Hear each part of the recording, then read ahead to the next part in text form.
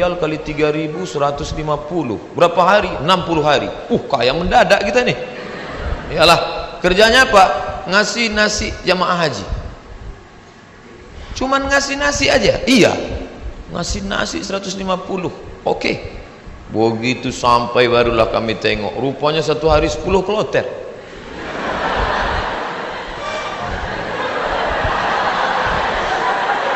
Satu kloter 400, 10 kloter 4.000 orang yang mau dikasih. Saya ngasih nasi kotak.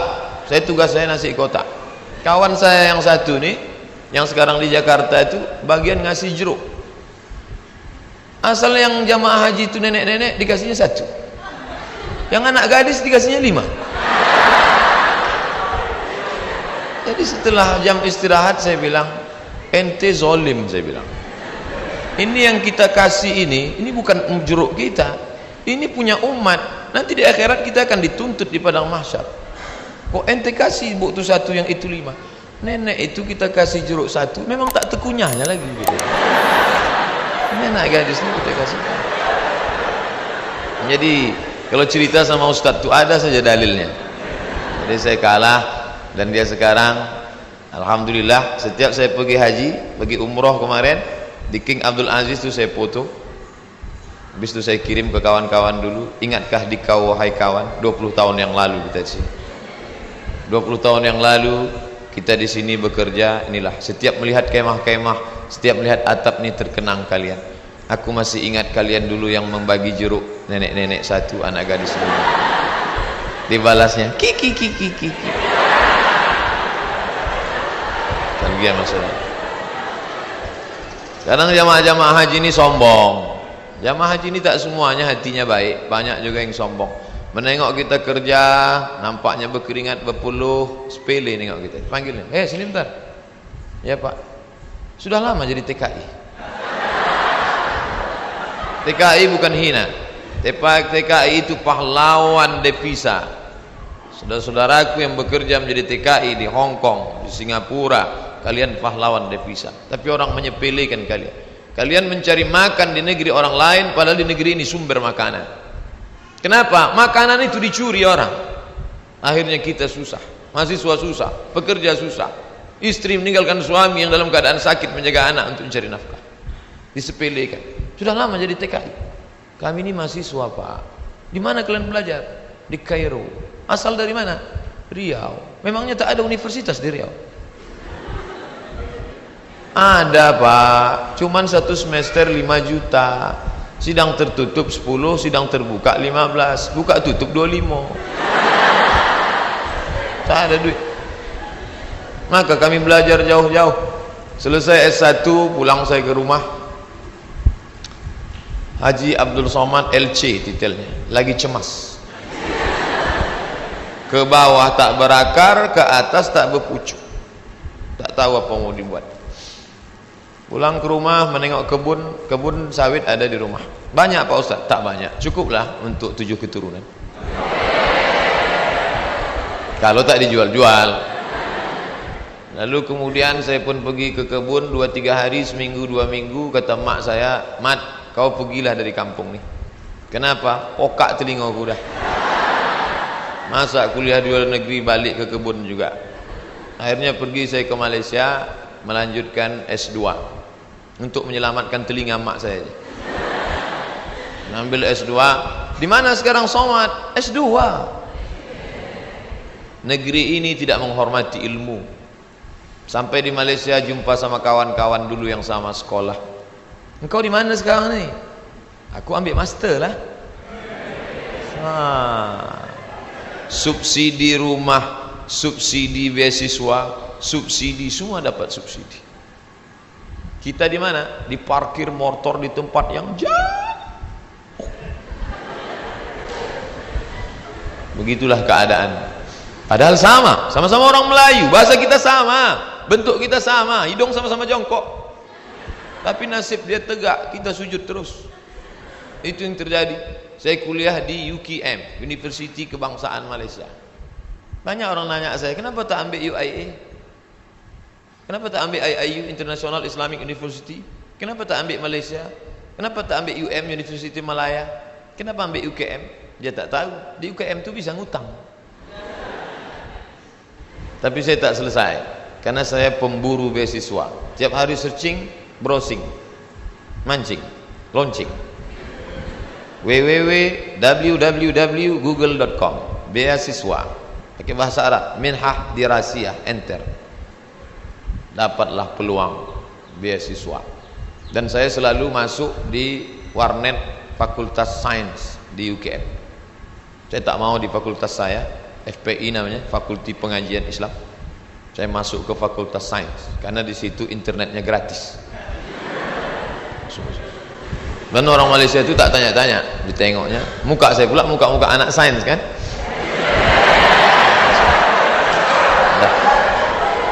Dah, habis itu dapatlah info, katanya ada satu negara menyediakan beasiswa. Nama lembaga yang memberi beasiswa itu AMCI, singkatan dari Ajong Marocaine Coopération Internationale. Akhirnya saya ajukanlah proses doa minta ampun. Biasanya saya doa gini aja, tapi untuk beasiswa aja. Ya Allah, minta tolong aku. Mau balik ke kampung aku tak sanggup, telinga udah pokak. Mau balik ke Riau kerja tak ada siapa yang mau menolong. Mau lama di Malaysia ni utang sudah lagi ni, tolonglah dapat beasiswa. Rupanya orang yang teraniaya itu doanya makbul. Minyak kita dimakan orang, minyak kita disedot orang, kita ni teraniaya. Allah kasihan nengok, ini hambaku, kata malaikat, kasih dia. Diterimalah saya mendapat beasiswa. Sampai kawan-kawan saya heran, ente dapat beasiswa dari mana? Darul Hadis.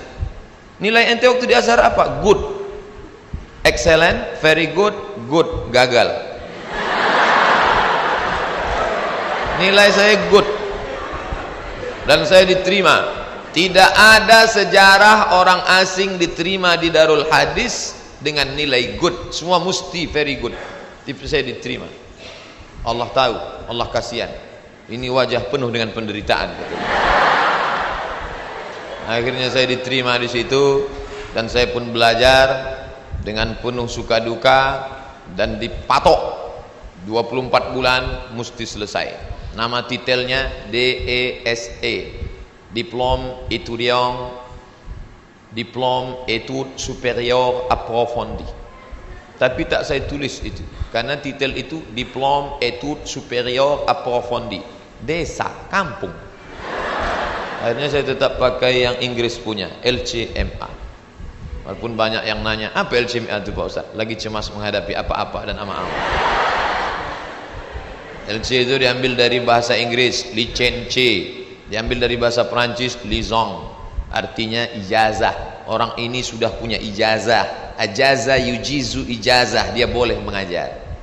MA itu sebetulnya bukan titel saya, daripada ditulis DESA, tapi DSK PNS ditulis DESA. Karena waktu mendaftar dulu dikatakan tulis menurut titel negara asli, Diplôme Études Supérieures Approfondies.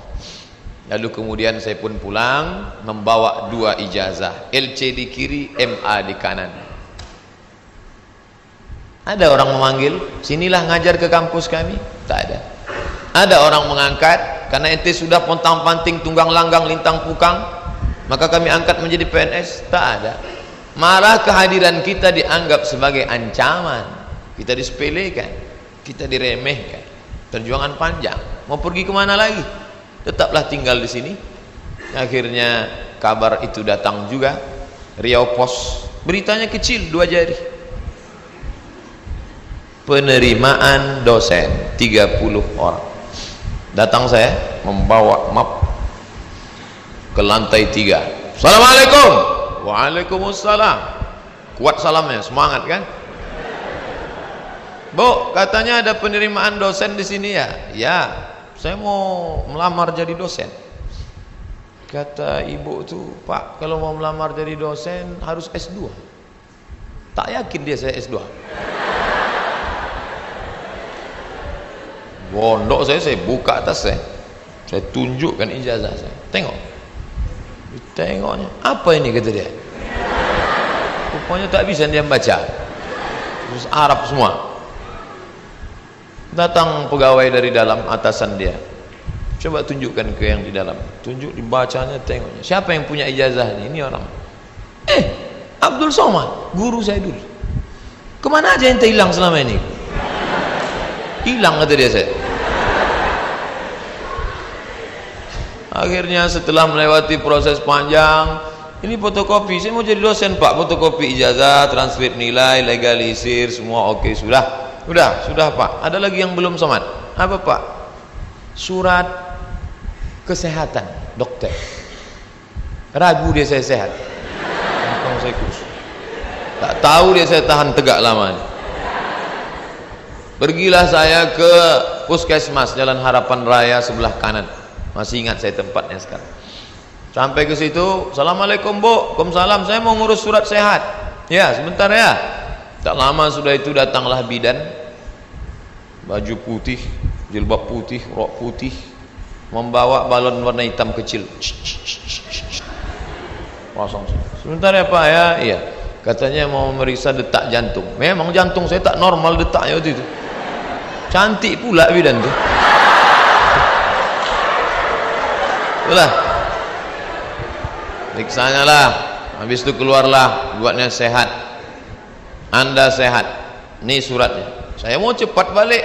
Saya tariklah surat itu. Saya menarik, dia menarik.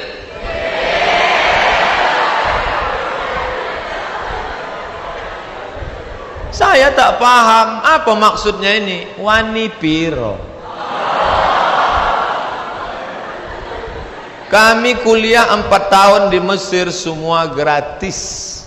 Asrama gratis. Uang saku dikasih tiap bulan. Sampai-sampai tiket pulang saya pun gratis. Mesir itu bukan kaya macam Saudi Arabia. Dia tak ada minyak. Miskin Mesir itu. Tapi bisa membiayai kami anak Indonesia 100 orang setiap tahun, dan yang kuliah di sana 74 negara.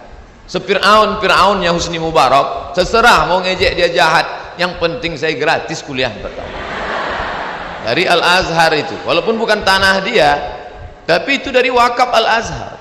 Negeri ini kaya, gemah ripah loh jenawi, tongkat dan batu jadi tanaman.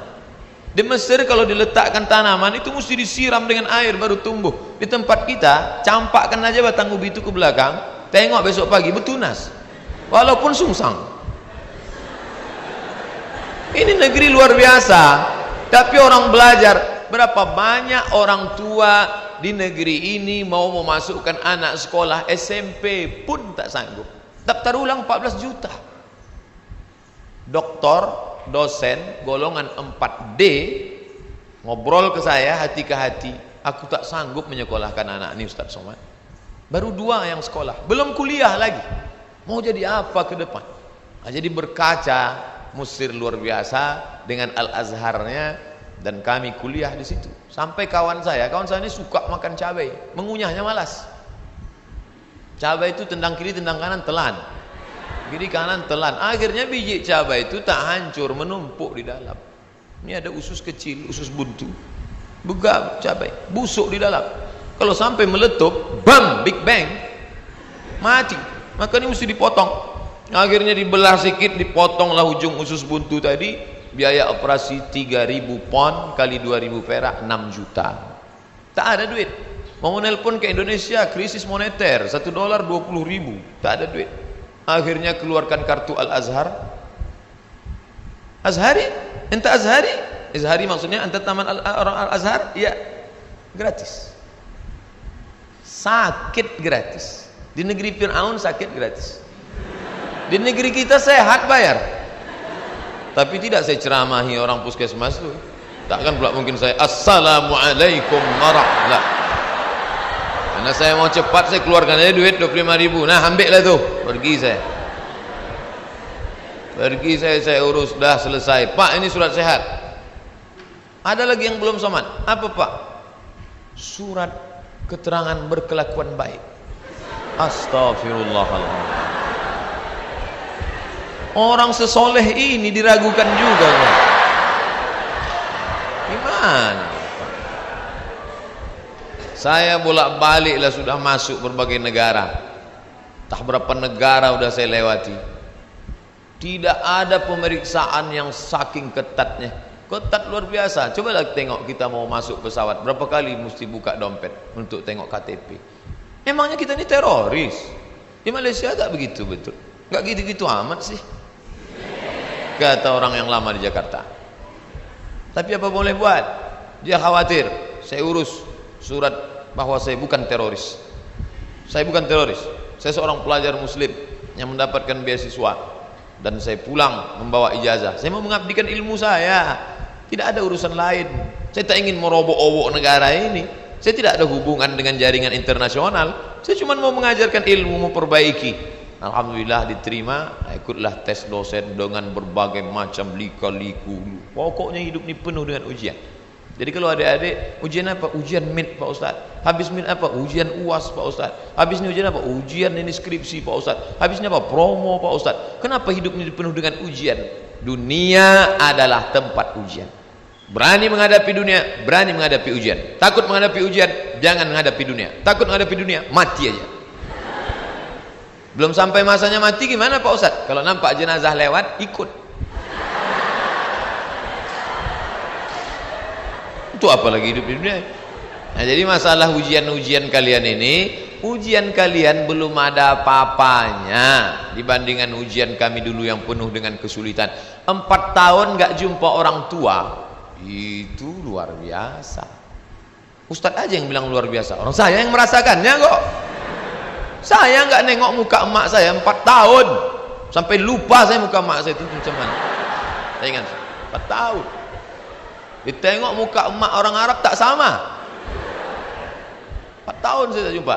Berangkat 2002, berangkat 1998 5 September, pulang 2002 bulan November. Tapi saya sudah menyelesaikan kuliah di bulan Juli. 3 tahun 10 bulan selesai S1 saya.